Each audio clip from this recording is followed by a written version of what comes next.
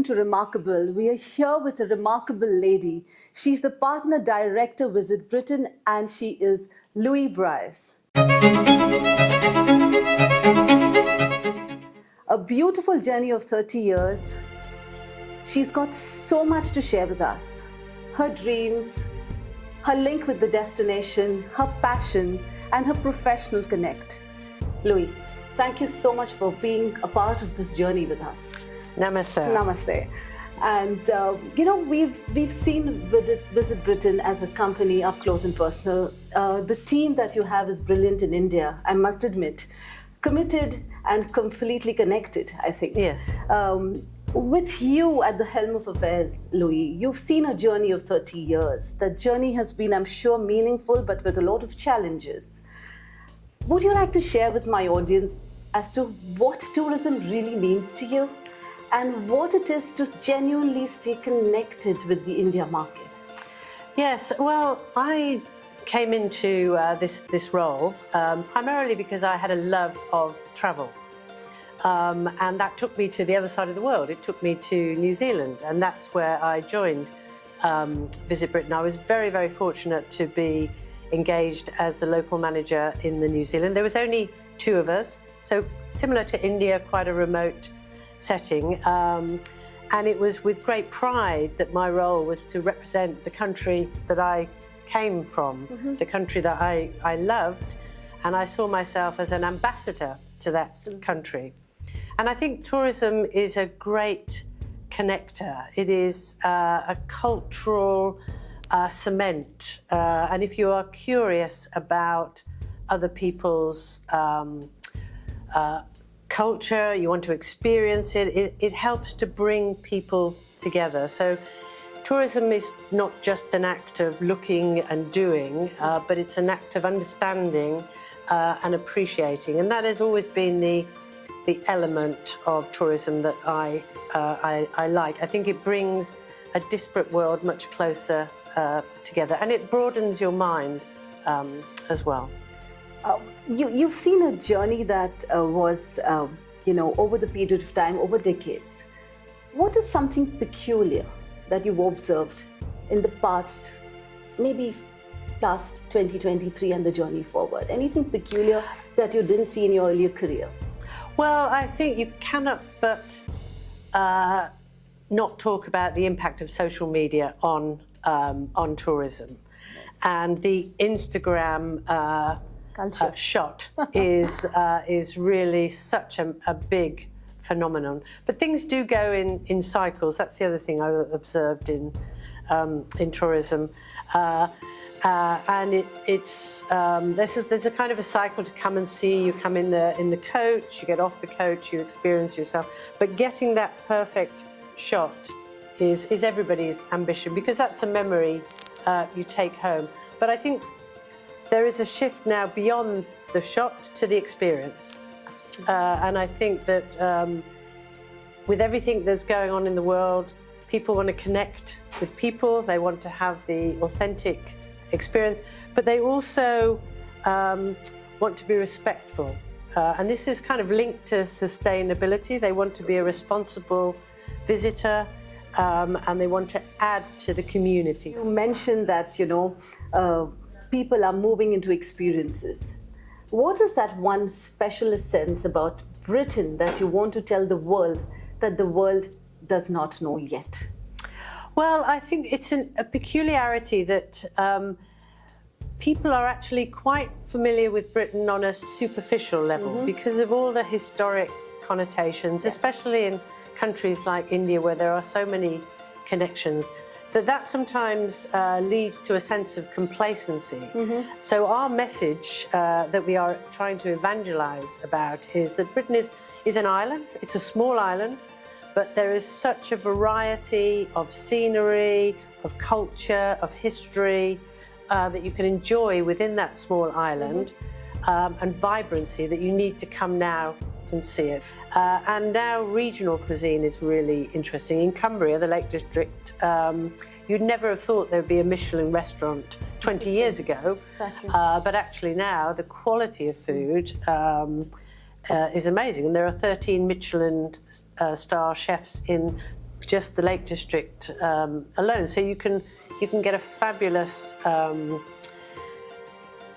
eating experience as well as the countryside. And then lastly is the culture. But you know, there's Manchester, for example, is a city very close to my heart. I studied in Manchester many years ago, and it continues to reinvent itself. There's such a strong connection with music and famous bands. Beautiful. But at the same time, there is sport and there is street art. So it is really got a deep soul of its own. And Birmingham has more canals than Venice. Who knew? So I think that that diversity within a small area is a real story that we want to tell. Wow. And in terms of demography, are you looking at a certain market all the more closer when it comes to a certain demography, please? Families is a great travel market from India for us, and there's loads of family attractions. I think what we really want to do is to try and drive visitation across the seasons and across the regions, as I've said. And it was interesting, you know, you were asking about interesting stories. Yeah. A couple of years ago, we had this big showcase where we bring over 120 buyers from all around the world, and we had a freak of nature, you know, maybe because of climate change, a storm coming in. And we had snow and blast, and our Indian delegation absolutely loved it because they'd never seen snow before, and they were going out dancing in the snow, and it was just beautiful to see. And you know, I see Britain also as an interesting cruise destination in the sense with Dover. So are you looking at any cruise tourism keeping, you know, Britain in mind, please? It is an emerging market. Round Britain cruises are definitely growing in interest. It's a great way to see the country being an island, and also the quality of accommodation on the cruise ships is excellent. So yes, we do. We are trying to build it. It is off a small base, and it's, you know, by no means the same scale as but it's something I thought was something different. Yeah, yes, absolutely. Definitely. And in Scotland, you can do cruises on really old boats with small amount of people, so you can do some quirky cruises as well. And how do you link, Louis? How do you link education tourism with tourism?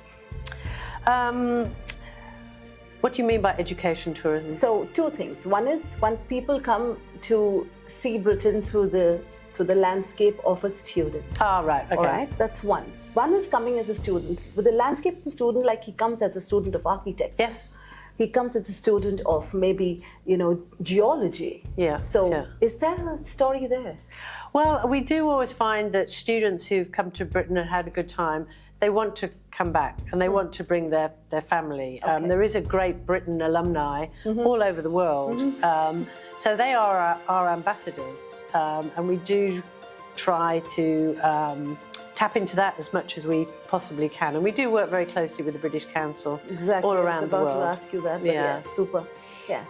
And Louis, a little bit about yourself, please. You look as a woman who's extremely resilient.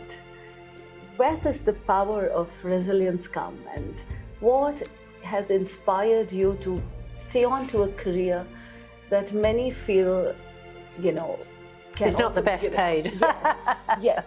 It is the people. It's all about the people. You know, I love to tell the story of Britain. I love to experience different cultures, which my job is taking me to New Zealand, Australia, America, Europe. You know, I've lived overseas and promoted Britain overseas for a large part of my career, and just feel very proud to talk about my country, but feel very privileged to understand other people's country as well. So I am a itinerant traveller at heart, I think, and that's where I get my energy and my resilience. I think if you put me in a desk behind in a desk in an office, I'd shrivel up. I'd shrivel up. I think all of us will, right? Because we're not meant to be there. It's a people industry, and it's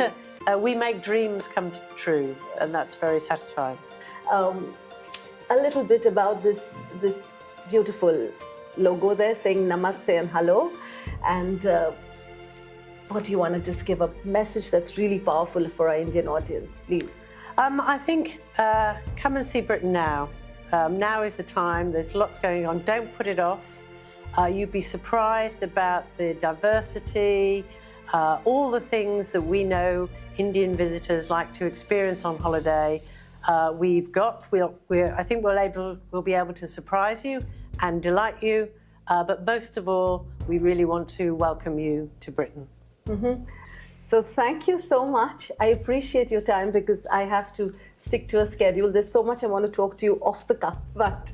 You're welcome. It's been lovely to speak to you, and thank you very much for coming. Thank you so much, sir. Thank you, and have a great future. Thank you, and so nice to meet you too. Pleasure. So nice to meet you. Thank you.